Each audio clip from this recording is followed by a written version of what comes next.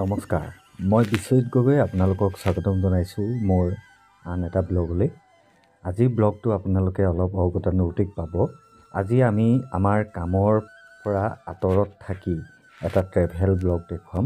আচলতে এই ব্লগটো দেখুৱাৰ উদ্দেশ্য হৈছে যাতে আপোনালোকে কেতিয়াবা ক'ৰবালৈ গ'লে ক'ত ভাল এসাঁজ খাব পাৰিব বা ক'ত থাকিব পাৰিব সেয়াই জনোৱা উদ্দেশ্য হয়।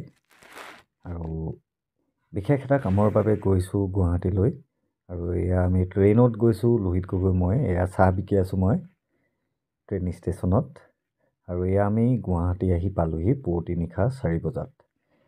আৰু এতিয়া আমি হোটেল ৰুম বিচাৰি ঘূৰি এখনত পালোঁগৈ, আৰু এয়া আমি হোটেল ৰুমলৈ সোমাই আহিছোঁ। অৱশেষত আমি গুৱাহাটী আহি পালোঁহি, আৰু হোটেল বিচাৰি একদম ঘূৰি ফুৰিছোঁ আৰু মানে ভাল ৰুম পোৱা নাছিলোঁ, বৰ লেতেৰা পেতেৰা। শেষত গৈ এখনত পালোঁহি, ভাগৰ লাগিছে। তাৰপিছত ইয়াত আকৌ বস্তু দুটা ওলালে, এডাল দীঘল এডাল চুটি। আৰু এয়া পাছদিনা ৰাতিপুৱা গা পা ধুই এয়া ব্ৰেকফাষ্ট কৰি আমি এবাৰ গুৱাহাটী ভ্ৰমণ কৰিবলৈ বুলি ওলালোঁ। খোজকাঢ়ি গৈছোঁ, আচলতে ফেঞ্চি বজাৰৰ উদ্দেশ্যি গৈছোঁ, আৰু এটা বিশেষ বস্তু এটা চাবলগীয়া আছে, সেই বস্তুটোৰ বাবেই আমি গৈছোঁ। আৰু বস্তু বিচাৰি থাকোঁতে হঠাৎ পাই গ'লোঁ PK চিনেমাখনৰ আমিৰ খানে খোৱা সেই গাজৰটো। আৰু সেই গাজৰটো দেখিছে কিমান দীঘল, আৰু সেই গাজৰ আৰু ডাঙৰ ডাঙৰ আমলখি আৰু বিট, হালধি আৰু পদিনাৰে বিশেষ এবিধ জুচ প্ৰস্তুত কৰা হৈছে। এয়া দেখিছে, সেই জুচবিধ আমি খাবলৈ লৈছোঁ। দেখিলেই খুব সুস্বাদু, কিন্তু খাবলৈ অলপ অকটা। আচলতে ভাল বস্তুবিলাক খাবলৈ এনেকুৱাই হয়। হেল্ডি এটা ড্ৰিংক খালোঁ, আৰু এয়া দেখিছে হেল্ডি ড্ৰিংক খাই একদম মানে চাইকেলত পেডেল নমৰাকৈ গৈ আছোঁ আমি। আৰু এয়া আমি দুপৰীয়া ভাত সাজ খাবলৈ আহিলোঁ মণিপুৰত। হয়, ঠিকেই শুনিছে, আমি মণিপুৰত আহিছোঁ আটৌ বা থং বা থালি খাবলৈ। আচলতে এইখন মণিপুৰী হোটেল হয়, তাত আমি মণিপুৰী খাদ্য খালোঁ। যিহেতু মই বইল খাই ভাল পাওঁ, সেয়েহে ল'লোঁ মণিপুৰী এখন থালি। আৰু এয়া বিভিন্ন ধৰণৰ তেওঁলোকৰ মণিপুৰী পৰম্পৰাগত খাদ্য দিছে, ইৰিম্বা দিছে, আৰু বিভিন্ন ধৰণৰ খাদ্য দিছে তেওঁলোকে। সকলোৰে নাম নেজানো, কিন্তু খাই যথেষ্ট ভাল লাগিল।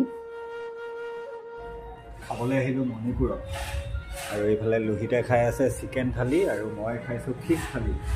আইটেমবিলাক কেইটামানৰ বাহিৰে বাকী মাথা ওপৰেদি গৈছে, কি নাম ভগৱানে জানে, নামো দিবলৈ নহয়। খাই চাওঁ এইটো গম পাইছোঁ, এইটো দালি হয়, এইটো দালি, এইটো মটৰ বইল। এইটো কি দিছে, এইটো মাছ, সেই সৰু সৰুকৈ কটা দেখিছে, একদম সৰু সৰুকৈ কটা। এইটো কি হয়, এইটো পচলা হয়, পচলা আৰু কিবা হয়, পচলা কি হয় জানো। এইটো এটা পাত বইল, এইটো এটা পচলা, চাটনি, আৰু ইয়াত চাটনি দিছে। মাছটো খাই যাওঁ।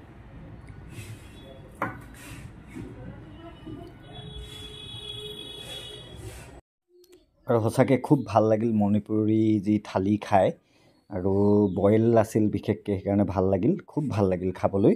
আৰু এই হোটেলখনৰ নাম হৈছে ফৌ অবি হোটেল, আৰু এইখন আছে অপ্সৰা হলৰ ওচৰত আগৰ। আৰু এইবাৰ আমি যাত্ৰা আৰম্ভ কৰিলোঁ উত্তৰ পাৰে, আপোনাৰ শৰাইঘাট দলঙৰ ওপৰেদি আমি এতিয়া যাবলৈ লৈছোঁ বিশেষ এটা কামত। আৰু এয়া প্ৰথমবাৰৰ বাবে শৰাইঘাট দলঙৰ ওপৰত উঠিছোঁ। আগতে অহা নাছিলোঁ, গুৱাহাটীত থাকোঁতেও এইফালে অহা নাছিলোঁ। এয়া আমি যাবলৈ লৈছোঁ এঠাইলৈ বিশেষ এটা কাৰণত, আৰু সেই কাম আমাৰ হৈ গ'ল। হৈ আহি সন্ধিয়া এয়া আমি যাবলৈ ওলাইছিলোঁ নাগালেণ্ড, কিন্তু নহ'ল নাগালেণ্ড যোৱা, সেয়েহে আহিলোঁ মহানগৰীৰ মাজতে থকা থলগিৰি নামৰ হোটেলখনলৈ। দেখিছে কি সুন্দৰ, আৰু এয়া দেখিছে এসাঁজ আমি সম্পূৰ্ণ ঘৰুৱা এসাঁজেৰে খালোঁ। আগতেও খাইছোঁ, বহুত ভাল লাগে তাত খাই। একদম সঁচাকৈ আমাৰ অসমীয়া ভাত সাজ অতি তৃপ্তিৰে তাত দিয়ে, আৰু অতি ভাল লাগে খাই। প্ৰত্যেকবিধ অসমীয়া খাদ্যৰ নিজৰ সোৱাদ আছে। থেকেৰা আৰু মাছেৰে আমি খাইছিলোঁ, আৰু এয়া ঘৰুৱা দাইল, আৰু খাই খুব ভাল পালোঁ আমি। আৰু এয়া লোহিত গগৈয়ে প্ৰথমবাৰৰ বাবে সেই হোটেলখনত খাইছে, তেওঁ খুব ভাল পালে।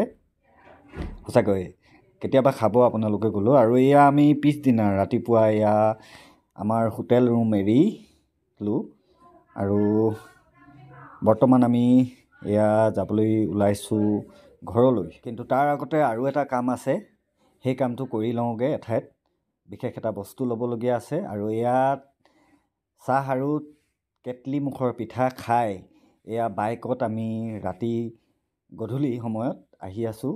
এয়া আমি বাছত উঠিবৰ বাবে আৰু এয়া আমি বাছত উঠি আহি পাই গ'লোহি জখলাবন্ধা, মানে মাজৰ ডোখৰ নেদেখালোঁ আপোনালোকক। আৰু এয়া জখলাবন্ধাত যিহেতু আমি গধূলি একো খাই অহা নাছিলোঁ, এয়া জখলাবন্ধাত সুন্দৰ চব্জি 5বিধৰ মানৰ সৈতে ৰুটি খালোঁ। আৰু এয়া ৰাতিপুৱা দেখিছে সূৰ্য উদয় হৈছে আৰু আমি আহি ঘৰ পালোহি।